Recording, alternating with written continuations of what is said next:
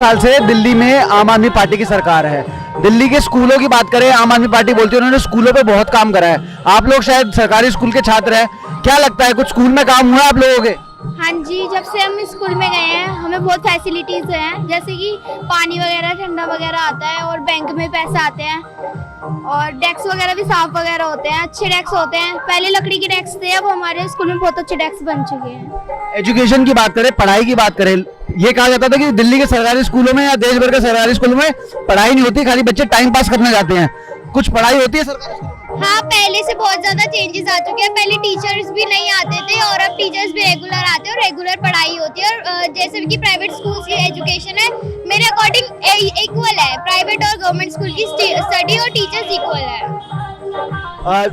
आम आदमी पार्टी कहीं ना कहीं ये भी बोलती है कि इन्होंने बहुत नई चीजें इंट्रोड्यूस करी हैं गवर्नमेंट स्कूल्स में, जो कहीं ना कहीं प्राइवेट स्कूल्स में नहीं थी। जैसे हैप्पीनेस करिकुलम हो गया, स्विमिंग पूल्स हो गए, इसके अलावा स्पोर्ट्स अकेडमीज हो गई। EMC का वो है जो गवर्नमेंट पैसे देती है, मतलब कुछ इंटरेस्टेड हो अपने बिजनेस करने में तो वो EMC का पैसा मिलता है बच्चों को, गवर्नमेंट स्कूल के बच्चों को। ऐसा प्राइवेट स्कूल में नहीं होता और अपॉर्चुनिटीज बहुत है गवर्नमेंट स्कूल में। आपके हिसाब से बेहतर हुई है? एजुकेशन के अलावा हम देखें, आप दिल्ली के एक सिटीजन हैं, आपको क्या लगता है 10 सालों में कुछ और फैसिलिटीज जो हर दिल्ली के आम नागरिक को मिल रही है, ऐसा कुछ है क्या? बहुत सारी चीजें हैं, जैसे कि मतलब आप देख सकते हो पॉल्यूशन वगैरह में भी बहुत से चेंजेस आए हैं, क्योंकि बैटरी की स्कूटीज वगैरह चल गई हैं आजकल और बसेस वगैरह में वो लोग सपोर्ट करते हैं। और मतलब बहुत सी चीजें हैं जो केजरीवाल ने सपोर्ट करी है, हम लोगों के लिए फायदेमंद रही है। अभी तो शायद आप लोग 18 ईयर्स के नहीं हुए होंगे, लेकिन क्या लगता है आपको, क्या आपके सराउंडिंग्स में बातचीत हो रही है? क्या लगता है इस बार केजरीवाल जी 7 सीटें जो MP इलेक्शंस की है वो ला पाएंगे दिल्ली में? हम तो चाहते हैं कि वही लाए, अब बाकी पता नहीं। वैसे हम चाहते हैं वो आए, क्योंकि उन्होंने हमारे लिए बसेस भी फ्री कर रखी है, बहुत फैसिलिटीज कर रखी है और वही हमारे बैंक में पैसे डलवाते हैं। उन्होंने बहुत पैसे वापस आ जाओ, केजरीवाल जी वापस आ जाओ। कल सुप्रीम कोर्ट ने अरविंद केजरीवाल जी को बेल दे दी। जो लिकर पॉलिसी स्कैम जो चल रहा है, जो केस चल रहा है कोर्ट में, उसमें उनको कहीं ना कहीं इंटरिम बेल मिली है। क्या लगता है अब जो अगले 20 दिन है, जब केजरीवाल जी दिल्ली भर में चुनाव प्रचार करेंगे, देश भर में चुनाव प्रचार करेंगे, तो कुछ फर्क पड़ेगा इससे? क्या लगता है आपको 7 सीटें जो दिल्ली की हैं वो आम आदमी पार्टी जीत पाएगी? मैं कह रहा हूँ बहुत अच्छा किया जो अरविंद केजरीवाल जी जेल से बाहर आ गए हैं, क्योंकि जेल उनके लायक नहीं है। मोदी जेल के लायक है, लेकिन मैं ये नहीं कह सकता क्योंकि वो प्रधानमंत्री है, मुझे गिरफ्तार कर लेगा। तो इसलिए मैं कहता हूँ अरविंद केजरीवाल जी जो कर रहे हैं अच्छा कर रहे हैं, देश के लिए अच्छा कर रहे हैं।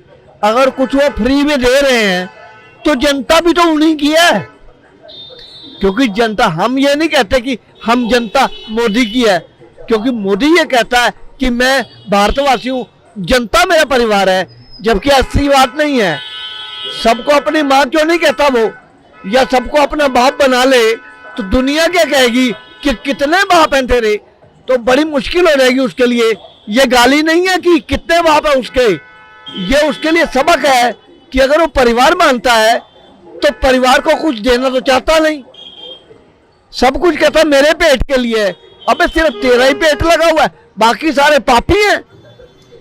जब 2014 में लोकसभा इलेक्शन लड़ रही थी भाजपा, तब उन्होंने दो कहीं ना कहीं बड़े मुद्दों पर बात करना चालू करा था। वो कहते थे बहुत हुई महंगाई की मार, अब की बार भाजपा सरकार, बहुत हुई बेरोजगारी की मार, अब की बार मोदी सरकार। महंगाई और बेरोजगारी को लेकर पिछले 10 सालों में आपको क्या लगता है देश की हालत कैसी है? भाई साहब मैं आपको सही बताऊं, मेरी नौकरी जा चुकी है। CCN में मैं नौकरी करता था, 20 साल मैंने काम किया। 20 साल मजाक नहीं होते। मैंने CCN में काम किया, गौर साहब को मैं अच्छा लगा, उन्होंने मेरे को रखा।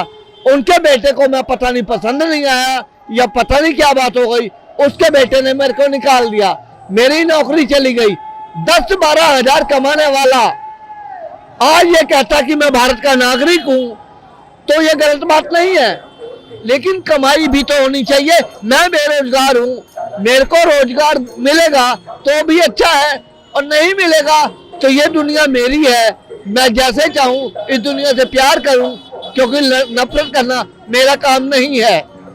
नफरत करना मेरा काम नहीं है। मैं मोहब्बत बांटता हूँ तो मोहब्बत ही हासिल करता हूँ। अभी हम देख रहे हैं कि इस बार दिल्ली में हम जो आम आदमी पार्टी कहीं ना कहीं कह रही है कि इस बार के चुनाव में केजरीवाल मोदी जी को एक बहुत बड़ा चैलेंज देने वाले हैं। आपको लगता है ऐसा कुछ होगा? हाँ जी, जरूर जरूर जरूर, क्योंकि मोदी सरकार जो है वो महंगाई ही कर सकती है।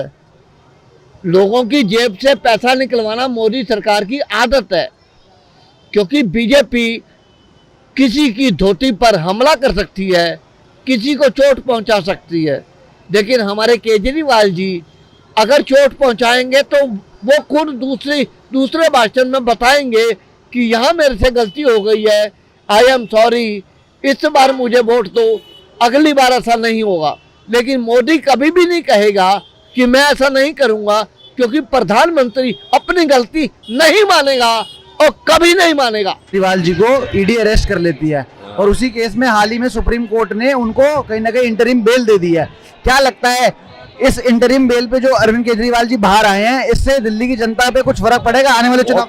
बहुत खुशी होगी, बहुत खुश हैं हम तो।